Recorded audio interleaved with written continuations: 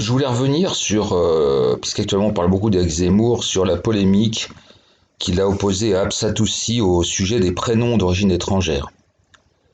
Moi, je vais apporter un autre point de vue. Alors, je sais pas si, je suis pas sûr qu'il soit majoritaire, mais je voulais apporter quelques éclairages. Donc, on rappelle que lors d'une émission, je sais pas quoi, c'était encore de ces fameux débats à la con, euh, on parlait d'origine des prénoms en termes d'intégration. Et Absatoussi revendiquait son prénom. Et Zemmour la fustigeait, ou fustigeait plutôt les parents en disant qu'ils auraient dû donner un prénom et éventuellement Corinne. Voilà, alors qu'est-ce que ça m'inspire? Moi personnellement, les gens d'origine étrangère qui donnent des prénoms étrangers, ça ne me provoque pas de crise d'urticaire. Il faut quand même que les gens comprennent que ça complexifie un peu les choses parce que l'orthographe, la prononciation, c'est pas dramatique, mais c'est pas le premier problème de la France, mais c'est un problème quand même, hein. C'est comme tous ces gens qui se pointent aux urgences sans parler un mot de français, qui sont originaires de dizaines de pays et qui sont pas capables de comprendre que tout ça crée des grosses difficultés pour les équipes soignantes. Je suis là, démerde-toi avec moi.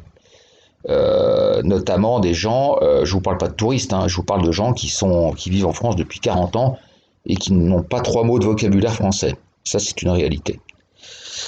Moi, ce que j'en pense, je pense que Zemmour a été méchant dans son propos.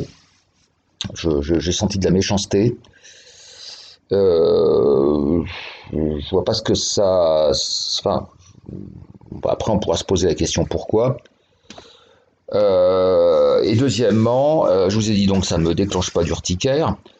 A contrario, les, les parents d'origine étrangère qui donnent à leurs enfants des prénoms français, ça me touche énormément. Et je trouve qu'ils font un grand honneur à la France en faisant ça. C'est des plus grandes marques d'estime et d'honneur qu'ils peuvent faire à notre pays. Donc, vous voyez, moi j'ai une autre vision des choses. Et je pense qu'on devrait leur témoigner de cette gratitude et cet honneur.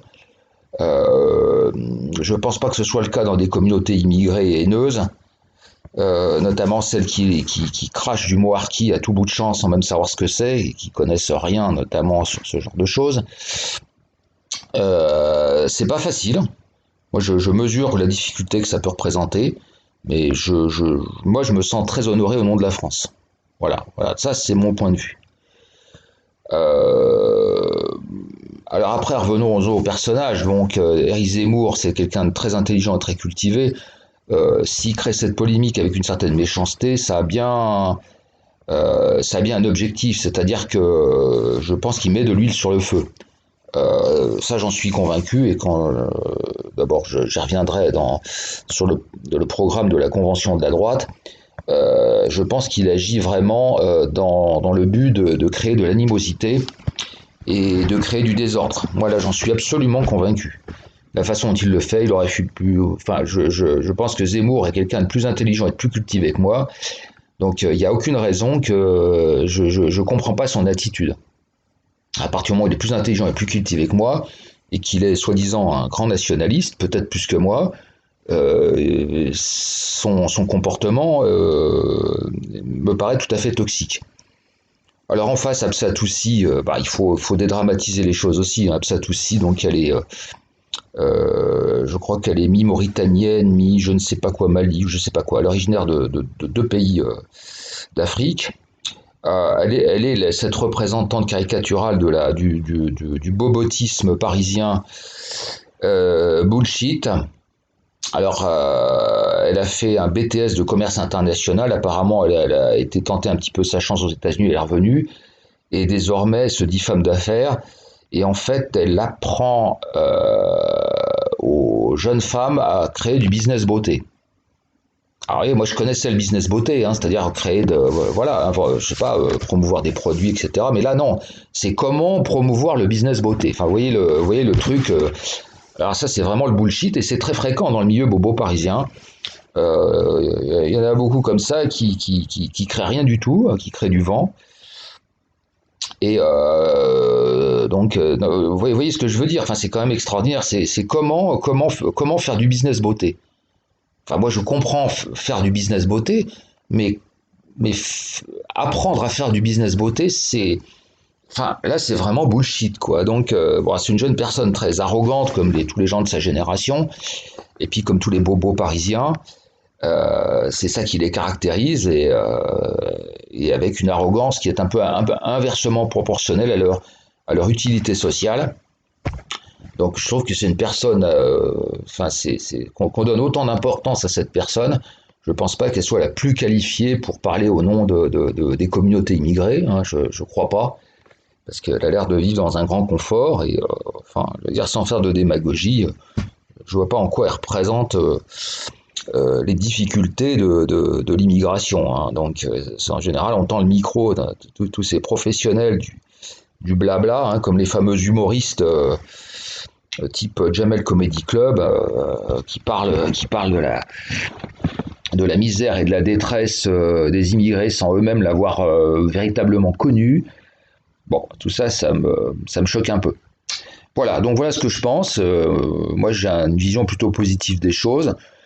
Maintenant, il faut aussi se poser la question, bon, on donne un prénom étranger, bon, c'est une chose. Puis après, ben, quand on habille ses enfants à la mode étrangère, qu'on ceci, qu'on cela, et qu'on surajoute les couches qui coupent de la société française, il faut quand même bien avoir conscience qu'on crée du communautarisme, et qu'on s'éloigne de la société française et qu'on crée des barrières et on n'améliore pas les choses. Donc ça aussi, il faut aussi un petit peu en avoir conscience. Donc voilà ce que je pense de cette polémique, hein. Donc d'un côté Zemmour qui me paraît tout à fait dans une stratégie de semer la discorde entre les communautés, et puis de l'autre côté, la représentante des gens qui font l'opinion et la politique française, c'est-à-dire les bobos, hein. Bon, et en l'occurrence, qu'elle soit d'origine africaine n'a pas beaucoup d'importance, hein. On retrouve ce schéma mental bobo qui ignore complètement la misère sociale et la détresse sociale.